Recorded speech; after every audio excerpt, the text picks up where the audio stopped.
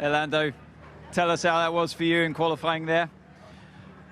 Tough, as it always is here in Monaco, but exciting. Like it's a chaotic track. There's so much going on in your head, and it's kind of like just the closer you can get to crashing, almost in every corner, is where the limit is. And I was going to actually ask you that. I was going to ask you walk in here in amongst some fans. They're all shouting your name there over the barrier, but you've just been out there driving your heart out in the zone. I know what it feels like. Yeah. What's that? Tell the fans what it's like. The difference, the come down after being out there in Monaco qualifying. I mean, you feel it as soon as you cross the line. You know, there's so much adrenaline, and then all of a sudden you're like, it's over.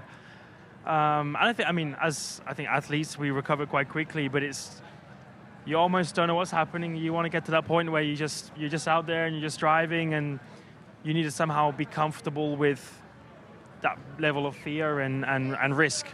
And whoever can be more comfortable with that is probably going to do a better job. So it was close. It was really exciting to watch from our side, at least. Super tight, only 1/10 with the drivers separating from where you are in the grid from, I think, Carlos back to where Max is. Yes. Super tight. And actually, good to see McLaren up there mixing it with the Ferraris, who looked like they had the dominant car all the way through this weekend. Yeah, I mean, like you said, all weekend, Ferrari have been very quick, and I think we knew that. Like the slow speed, they've pretty much been the best of the fields the whole year. So that was the expectation, but to be ahead of two Red Bulls, to be ahead of Merc, who have also been very strong this weekend, show good signs for us. So to be good at another track like we have been the last few is positive. To be as close as we were. But just as much as, I want to say I could have been 2 positions higher, I also could have been 4 positions lower if I made that smallest mistake. So sometimes you got to just take it, and Oscar's done a good job, so fair play. He put in some good laps, and he's been strong all weekend, so it's nice to see him putting it up there too. Looking towards the race for tomorrow then, what's your thoughts from the position on the grid? You are P4, you've got Carlos just in front, you've got George behind, and then directly behind you on the grid will be Max Verstappen.